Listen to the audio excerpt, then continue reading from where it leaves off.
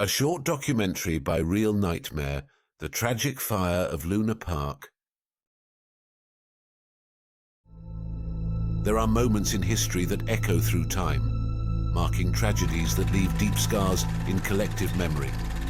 One of these dark events occurred on the night of June 9th, 1979, at the iconic Luna Park in Sydney, Australia. The ghost train ride, intended to provide fun and excitement, became the stage for a tragedy that shook the entire nation. To understand the magnitude of the event, it is crucial to explore the history and cultural significance of Luna Park. Founded in 1935, Sydney's Luna Park became an iconic entertainment attraction in Australia, captivating generations of visitors with its vibrant atmosphere and a variety of attractions. The amusement park stood out for its distinctive entrance, featuring the famous smiling face known as Mr. Moon Face, which became a recognizable symbol in Sydney. This unique facade, illuminated by colorful lights at night, was a striking visual representation for anyone visiting or passing by the park. Over the decades, Luna Park evolved, incorporating various rides, games, and shows to cater to audiences of all ages. The ghost train, where the tragic fire occurred, was an emblematic attraction of the park, providing visitors with an exciting and mysterious experience. The cultural importance of Luna Park was evident not only as an entertainment venue, but also as an integral part of Sydney's identity. Families frequented the park to enjoy moments of leisure, fun, and relaxation. Therefore, the 1979 fire not only physically shook the park, but also had a profound emotional impact on the local community and throughout Australia. Luna Park represented a haven of joy and escapism, and the tragedy that occurred on that fateful night irrevocably transformed the perception of the park, leaving a scar on the collective memory of the nation. The fateful night. The night of June 9th, 1979 remains a dark milestone in the history of Sydney's Luna Park. The park was enveloped in a festive and vibrant atmosphere, with families and visitors seeking a night of fun and entertainment. However, what should have been a moment of joy quickly turned into tragedy when a fire started around 10:15 p.m. at the iconic ghost train attraction. The ghost train, one of the park's most popular attractions, offered visitors an exciting journey through dark and mysterious corridors. That night, however, these corridors would bear witness to a terrible event. The fire suppression systems were somewhat outdated and insufficient to contain the fire. Approximately 35 people were on the ride when the fire started. The first sign that something was wrong for the staff was when smoke began to emerge from the entrance and exit tunnels of the attraction. Instead of shutting down the ride and attempting to evacuate visitors through the confusing and complicated inner corridors, they left it operational and focused on removing visitors from their cars and moving them away from the ride as they emerged from the tunnel. By the time firefighters arrived, the fire was already out of control. Their efforts to extinguish it were further hampered by low water pressure within the park, leading them to have to draw water from the harbour to combat the flames. Within an hour, the entire ride building was engulfed in flames, collapsing into a pile of twisted wreckage. Initially, it was believed that all passengers had been safely evacuated, but unfortunately, around 11:30 p.m., 7 bodies were discovered.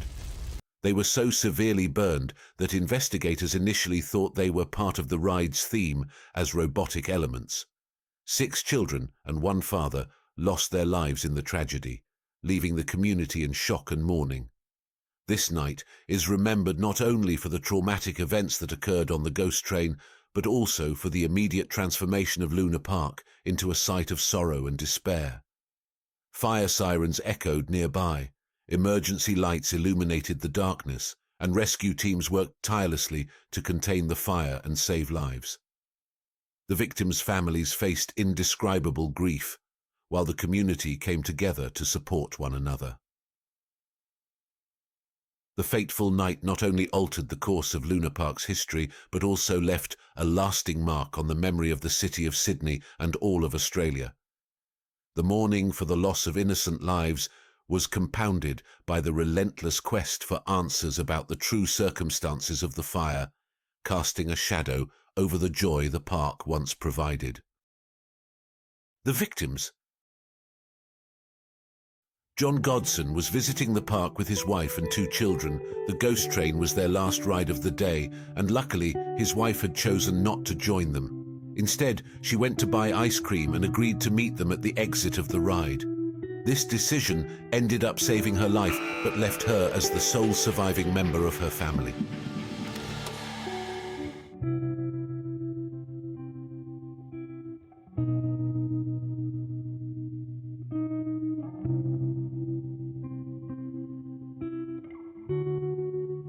The other victims were 4 students from the nearby Waverley Boys College: Jonathan Billings, Richard Carroll, Michael Johnson, and Seamus Riley. All 4 were between the ages of 12 and 13. It is speculated that when the fire started, the victims exited their cars and attempted to escape the building on foot. In the dark, confined and smoke-filled corridors of the ghost train, they ended up losing their way and succumbed to the smoke. While we cannot be certain, there is a chance that if they had stayed in their cars, they might have likely survived the fire like the other passengers. Investigation and speculations.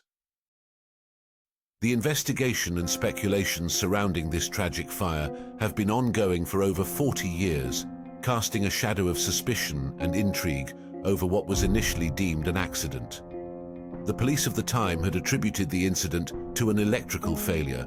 However, the case was re-investigated in light of shocking allegations made by investigative reporter Kate McClymont of the Sydney Morning Herald in 2007.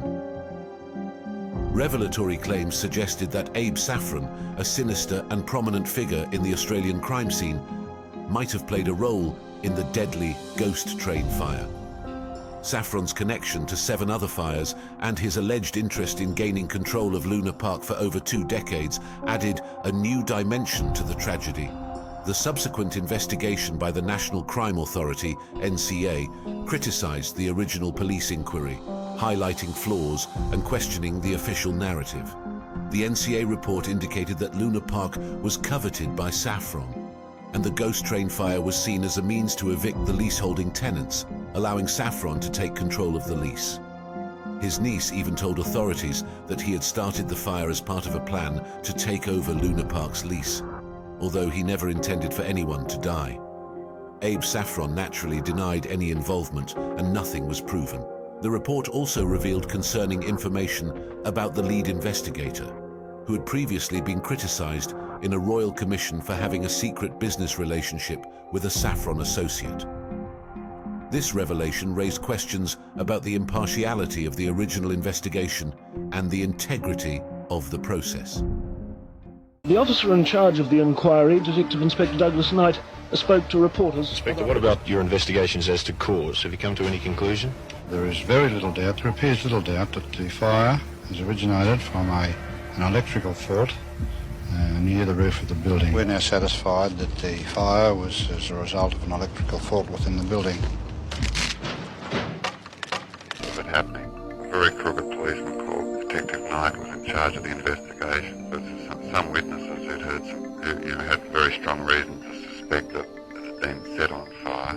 As soon as Knight got on the scene, they stopped looking for the suspect and decided to blame it on an electrical fault.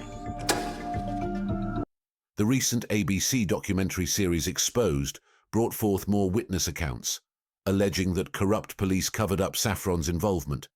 Witnesses claim to have been intimidated by the NSW police to alter their original statements about what they witnessed on the night of the fire. Descriptions of bearded motorcyclists and discussions about the use of kerosene and matches added complex layers to the speculation surrounding the case. Former NSW police officers speaking to the ABC publicly claimed that Saffron was behind the fire, but alleged that he was protected by corrupt police and politicians. According to some recent investigative reports, that was a time when corruption was rampant in the police and it was challenging to uncover the truth. If they announced it was an electrical failure, you believed it. And apparently, there were very dark forces at play to prevent the truth from being revealed. All these revelations have reinforced calls for a new investigation, led by the families of the victims and supported by NSW's Labour leader Jody McKay. The investigation and speculation surrounding the Luna Park fire case highlight the complexity of the event and the ongoing quest for truth and justice by the victims and their families. New South Wales Premier Gladys Berejiklian has indicated the possibility of a new inquiry, acknowledging the concerns of the families. The review of evidence may lead to a new chapter in the quest for justice regarding the tragic Luna Park fire. The 1979 ghost train fire at Luna Park was not just an isolated tragedy, it was a moment that defined the narrative around safety in amusement parks. As we revisit this fateful night, it is imperative to remember that even amid the darkness of tragedy, crucial lessons emerged. Luna Park and Australia as a whole were transformed by this experience, reinforcing the ongoing need for rigorous safety measures and surveillance in entertainment venues. The legacy of the victims serves as a constant reminder that even in places meant for joy, safety and responsibility must remain at the forefront of our collective attention.